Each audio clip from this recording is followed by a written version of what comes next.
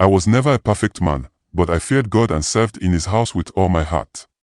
For years, I was the pastor's right-hand man, the one trusted with everything.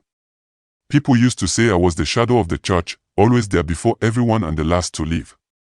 My wife respected me, my children looked up to me, and in our community, I was known as a man of prayer. I didn't chase fame or money. I just wanted to serve. But one careless decision, one moment of curiosity, changed everything I knew about myself, my faith, and the place I called my spiritual home. It happened on a quiet Friday afternoon. The pastor had stepped out for a conference meeting and asked me to tidy up the church office before locking up. I had the keys, as usual, and there was nothing unusual about being there alone. I swept the floor, wiped the windows, and was just organizing the files on his desk when something strange happened. I bent down to put a folder inside the lower drawer, but as I slid it open, I heard a low hum. At first, I thought it was just the wind outside, but the air felt heavy, like something unseen had entered the room. There, tucked under some old envelopes, was a small box I had never seen before, black, smooth, and almost warm to the touch. It was like the box wanted to be found. Like it had been waiting for me. I know how crazy that sounds, but I swear, the moment my eyes landed on it, my heartbeat slowed down. My hand moved on its own. I wasn't looking for anything personal. I wasn't even trying to be nosy. But something about that box felt alive, like it was whispering to me, softly but urgently. Calling my name, not out loud, but inside my head. I could feel it crawling into my thoughts, like a whisper slipping through cracks in my mind. When I opened it, I found a ring. Thick, black, and terrifyingly beautiful. It looked like a serpent coiled around a stone, and in the center of the stone was something that resembled a human eye.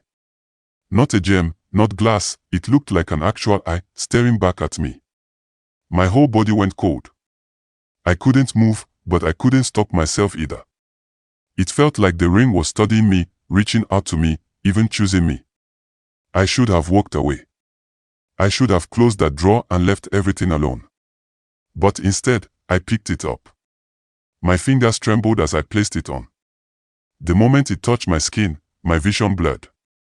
My legs buckled. I fell, but not like someone fainting, it was like I was pulled out of myself.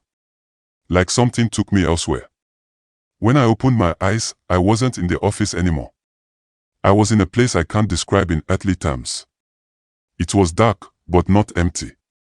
Voices whispered from every direction, speaking in languages I've never heard. The ground beneath me felt like smoke, and shadows moved around me, watching me. I could feel them, not with my body, but with my soul. It was like I had crossed into another realm, somewhere cold and ancient. A place I wasn't supposed to enter. I tried to scream but my mouth wouldn't open. I tried to pray but my tongue felt tied. Just when I thought I would be stuck there forever, I heard a loud voice calling my name. Not kindly. Angrily. Urgently. I snapped back and found myself on the floor of the pastor's office, sweating, shaking, with him standing over me. He looked terrified. Not concerned for me, terrified of what he saw. Without saying a word, he grabbed my hand, yanked the ring off and threw it back into the box. Then he pushed me hard, shouting at me like I had committed a crime. He told me to leave. He didn't even let me explain. He just shouted, "Never touch my drawers again," and slammed the door behind me. That was the last day I felt peace. Everything after that has been a slow destruction of my life. That same week, I was suspended from my job as a delivery supervisor after being accused of stealing fuel. There was no proof, but my name was ruined. My wife changed. She became cold, paranoid. She started waking up from nightmares screaming, saying she dreamt of dark figures standing over her bed.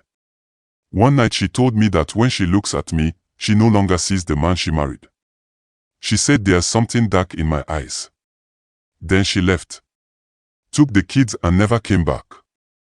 I tried everything to fix my life. I fasted. I prayed. I begged God to forgive me. I even went to the church elders, hoping they'd help me break whatever curse was following me. But things kept getting worse. I lost weight. I lost friends.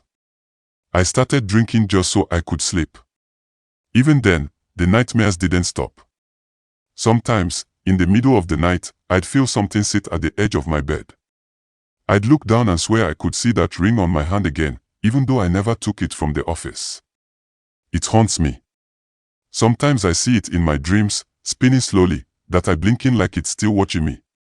I've tried dating again, just for companionship. But every woman I meet eventually says the same thing, that there's something heavy around me.